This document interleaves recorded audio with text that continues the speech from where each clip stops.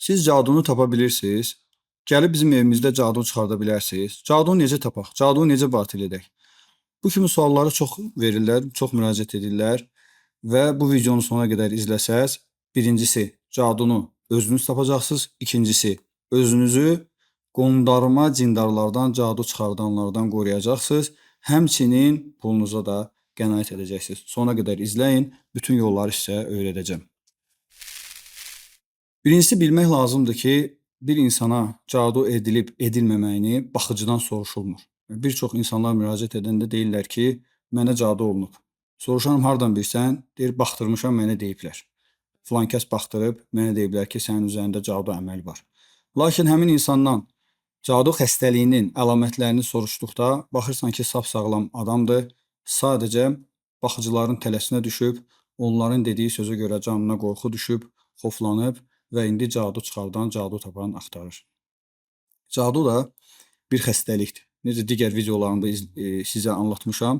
Göz dəymədir, cadudur, nəfisdir, cin musallatıdır. Bunlar hamısı xəstəliklərdir. Sadəcə fizioloji deyil, ruhsal xəstəliklərdir. Və digər xəstəliklər kimi bunların da müayinəsi və müalicəsi var.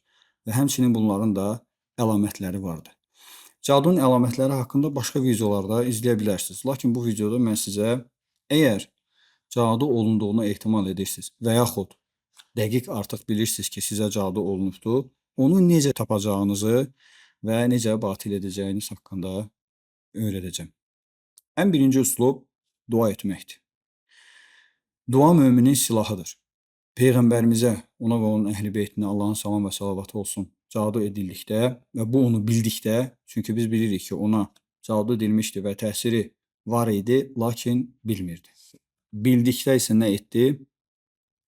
Zöhr namazını qıldı və uzun-uzadı Allaha dua etdi.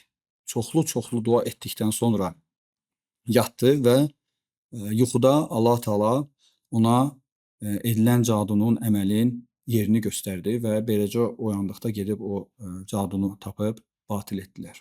Bu birinci üslub, yəni dua etmək. Və bu üslubu kiçiltməyin. Mənə müraciət edən şəxslərin arasında özləri evdə dua edərək sonra yuxuda cadunun yerini görüb, gedib öz həyətindən cadunu çıxaran insanlar olubdur. Həmçinin ruqyə əsnasında, ruqyə dinləyərkən, yaxud ruqyə oxunarkən bunun, yəni bu müalicənin təsiri olaraq, nəticəsi olaraq yenə həmin insanlar, xəstələrimiz yuxuda cadunun yerini görüblər. Ona görə dua etdikdə imanla, Allaha olan təvəkküllə, inancla, səmimi olaraq Allahdan istəyin və inşallah Allah Taala sizə, əgər sizə cadu edilibsə, onun yerini göstərəcəkdir. İkinci üslub ruqyə ilə müalicə olunmaq. Ruqyə ilə müalicə olunduğunuz zaman ruqyaçı sizə və yaxud siz özünüzə oxuyursunuzsa və yaxud səs yazma dinləyirsinizsə, cadunu batil edən ayətlər oxunur, sehr haqqında Qurani-Kərimdə keçən ayətlər oxunur və bu ayətlər oxunduqda Allah Taala sizə canlı olaraq cadunun yerini göstərə bilər. Necə ki, xəstələrimizdə bu çox baş verir və canlı efirlərimə qoşulan kəslər bunu hətta görürlər və eşidirlər. Oxuyursan, xəstə deyir ki, öz otağımı görürəm və yaxud dolabı görürəm və yaxud qəbirstandıq görürəm və yaxud filan yeri görürəm. Orada nəsə bastırılıb, orada nəsə qoyulub və yaxud hətta o cadunun özünü belə görənlər olur. Ona görə dua ilə yanaşı ruqyə seansları keçirmək, dinləmək, özünüzə oxumalısınız. Əgər oxuya bilmirsinizsə, təcrübəli ruqyəçiyə müraciət edərək ruqyə seansları ilə cadunun yerini inşallah tapmaq mümkündür. Növbəti üslub axtarışdır. Necə ki, siz itmiş bir əşyanı evinizdə və yaxud başqa bir yerdə, mənzilinizdə və yaxud həyətinizdə axtarırsınızsa, cadu da bir əşyadır, onu tapmaq mümkündür. Əgər yaxşı axtarılarsa, tapmaq mümkündür. Lakin axtarış əsnasında nələr etməlisiniz? Axtarış əsnasında Qurani-Kərimi oxumalısınız, xüsusən Fələq və Nəs surələrini. Fələq və Nəs surələri 2 qoruyucu surədir. Həmçinin orada müəyyən Allaha sığınma var. Allahdan müdafiə tələbi vardır. Və siz, məsələn, əgər düşünürsünüz ki, cadu sizin otağınızdadır, çünki digər başqa otaqlarda özünüzü sağlam hiss etdiyiniz təqdirdə öz otağınıza yaxınlaşarkən və yaxud ora girərkən özünüzü pis hiss edirsiniz, baş ağrıları olur, gecə yatanda narahat olursunuz. Bu təqdirdə ehtimal olunur ki, cadu sizin otağınızdadır və siz öz otağınıza daxil olaraq Fələq və Nəs surələrini təkrar-təkrar oxuyaraq otağı gəzirsiniz və axtarırsınız. Və əgər hər hansı bir məkana yaxınlaşdıqda və yaxud hər hansı bir əşyaya toxunduqda özünüzdə narahatçılıq hiss etsəz, harasa sancsa, başınız ağrısa, baş gicəllənmə olarsa, ürək bulantısı olarsa, əllər qoyuyar ki, yeyərsə, diliniz tutularsa, bu təqdirdə artıq axtardığınız məkan daha çox təyin olunur, daha dəqiq bilinir ki, hansı istiqamətdə axtarmalısınız və bu təqdirdə yenə oxuyaraq, Fələq və Nəs surələrini oxuyaraq həmin məkanı daha yaxşı axtarırsınız. Həmçinin bura Zəlzələ surəsini də əlavə etmək olar. İzə zulzilətil ardu zilzələhə, İzə zulzilətil ardu zilzələhə, İzə zulzilətil ardu zilzələhə və əxrəcətil ardu əsqaləhə və surənin axırına qədər bildiyiniz kimi oxuyursunuz və bu təqdirdə Allahın izni ilə yenə sehri tapmaq mümkündür. Növbəti üslub, düzdür, hər dəfə bu üslub keçmir. İnsanlar bunu biraz çox şişirdilmiş bir formada başa düşüblər. Ruqyalı sudan istifadə etmək.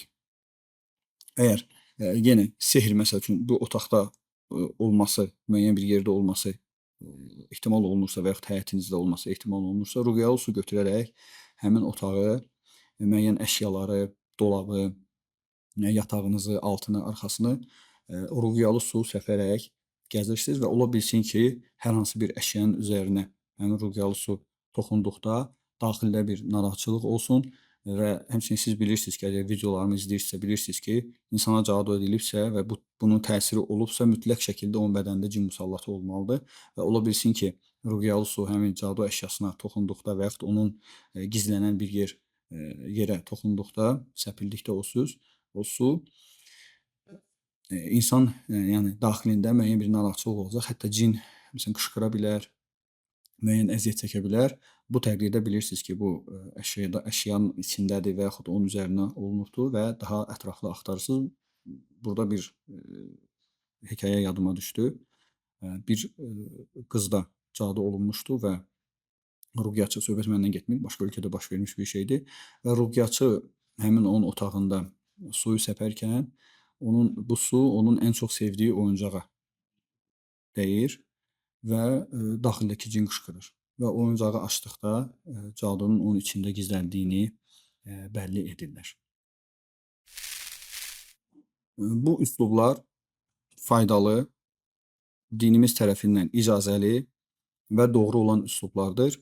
Bir neçə kəlmə də doğru olmayan və bizim dinimiz tərəfindən bəyənilməyən üslublar haqqında da sizə xəbər verəcəm. Bu da baxıcılara müraciət etməkdir. Bir çox insanlar ilkin olaraq baxıcı yanına getdikdə, ümumiyyətlə deyim ki, bilməlisiniz və əgər məni izləyirsinizsə artıq bilirsiniz, dinimiz baxıcı yanına getməyə qadağan edir. Peyğəmbərimiz sallallahu aleyhi və səlləmə deyir ki, bir kəs baxıcının yanına gedərsə, ondan namaz 40 gün qəbul olunmaz. Yəni, əgər siz bir baxıcı yanına gedirsinizsə, 40 gün qıldığınız namazlar Allah tərəfindən qəbul olunmayacaq və buna görə mükafat qazanmayacaqsınız. Və kim baxıcıya inanarsa, yəni getdiyinizə görə namazlar qəbul olunmur, inanarsa, baxıcının dediyi o sözlərə inanarsa, Muhammədə nazil olana küfr etmiş olar. Yəni, İslam dininə, Qurana küfr etmiş olar. Ona görə ilk addım olaraq baxıcıya getmək qadağandır, haramdır, bunu bilməlisiniz. Əgər getmişsinizsə və yaxud kimsə sizin yerinizə gedib və sizə deyilibdir ki, sizə cadu edilib, onu tapıb batil etmək lazımdır. Artıq mən sizə o üslubları öyrətdim. Lakin bir çox insanlar tənbəllikdən, imanının zəif olmasından, inancının zəif olmasından, təvəkkülünün zəif olmasından nə edir? Deyir, qoy mən pul verim, qoy kimsə gəlib onu tapsın və siz özünüz də görürsünüz ki, TikTokda, Instagramda səhifələr vardır, qadınlar gedirlər, qışqırırlar, bağırırlar, tapırlar, şou göstərirlər, kəsirlər, çıxardırlar və o caduları çıxardırlar. Burada bu haqda 2 kəlmə deyəcəm, çünki buna dair ayrı bir video çarx olacaq. Birincisi, o insanlar Cadunu axtaran insanlar nə vergili insandır, nə də qeybi bilmir.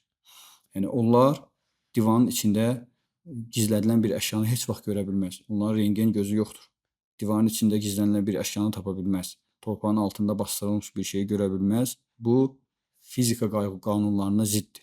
Mümkün olası bir şey deyil. Necə ki insan gözü divarın arxasında olanı görmür, torpağın altında olanı görmür, həmin qadınlar da insandır. Onlar da bunu görə bilməz. Lakin sual verə bilərsiniz ki, bəs onda hardan bilirlər? Necə tapırlar? Çünki onlar cinlərlə işbirliyi edirlər. Cinlər vasitəsilə bunları tapırlar. Bu da çox təhlükəlidir. Yəni siz evinizə cinlərlə işləyən, cinlərlə işbirliyi edən bir kəsi evinizə buraxırsınız və bu da çox təhlükəlidir və siz bilmirsiniz ki, onlar sizin evinizdə nə edə bilər və nə edirlər.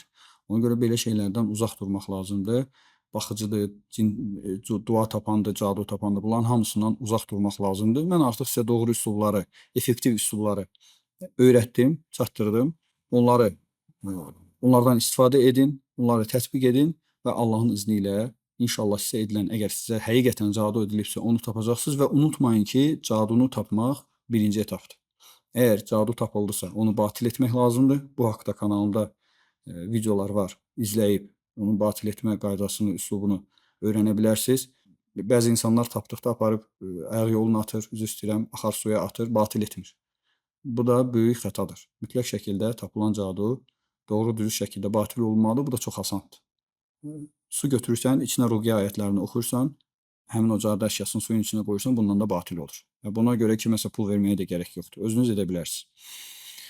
Növbəti etap, əgər cadu tapıldısa, batil oldusa, mütləq şəkildə özünüzə ruqiyyə edin və yaxud dinləyin və yaxud ruqiyyəçiyə müraciət edin, sizə ruqiyyə oxuyub müayinə etsin. Çünki cadu varsa mütləq cin olmalıdır. Və cadunun tapılıb batil edilməsi o demək deyil ki, cin bədəndən çıxdı. Mütləq və mütləq yoxlanılmalısınız. Bədəndə cin varsa, bunu da ruqiyyə vasitəsilə, Allahın izni ilə müalicə edib asanlıqla bundan da qurtula bilərsiniz. Ən doğrusunu Allah bilir. Sona qədər izlədiyinizə görə təşəkkür edirəm. Növbəti videoda görüşənə qədər.